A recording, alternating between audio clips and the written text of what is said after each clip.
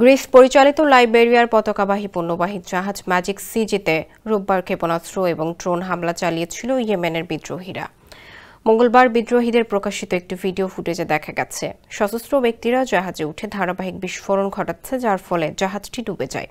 তবে ডুবে যাওয়ার আগেই জাহাজে 22 জন ক্রুকে নিরাপদে উদ্ধার করা হয়। পাশ দিয়ে যাওয়ার সময় একটি বাণিজ্যিক জাহাজ তাদেরকে উদ্ধার করে। এ নিয়ে সপ্তাহের ব্যবধানে দুটি জাহাজ ডুবিয়ে দিল ইয়েমেনের বিদ্রোহীরা। যুক্তরাজ্যের মেরিটাইম ট্রেড অপারেশনস ইউকেএমটিওর সংস্থা তথ্য অনুসারে সোমবার গ্রিস পরিচালিত লাইবেরিয়ার পতাকাবাহী জাহাজ ইন্টারনেটে সি 25 জন ক্রু সহ হামলার শিকার হয়। মঙ্গলবারও আক্রমণ অব্যাহত ছিল। ওয়ালটন এখন দেশের সীমানা পেরিয়ে পৌঁছে গিয়েছে 50টিরও বেশি দেশে।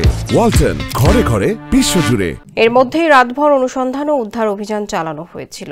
ইরান সমর্থিত ইয়েমেনের বিদ্রোহীরা জানিয়েছে ইসরায়েলের দিকে যাচ্ছিল বলেই তারা ইন্টারনেটে সি জাহাজে আক্রমণ করেছে এবং তারা অনির্দিষ্ট সংখ্যক ক্রুকে নিরাপদ স্থানে নিয়ে গেছে। ফিলিপাইনের কর্তৃপক্ষ জানিয়েছে জাহাজটির ক্রুদের মধ্যে তাদের 21 জন নাগরিক ছিলেন। এছাড়া বাকিদের মধ্যে একজন রাশিয়ান নাগরিক, যিনি আক্রমণে গুরুতর আহত হয়েছেন এবং একটি পা হারিয়েছেন।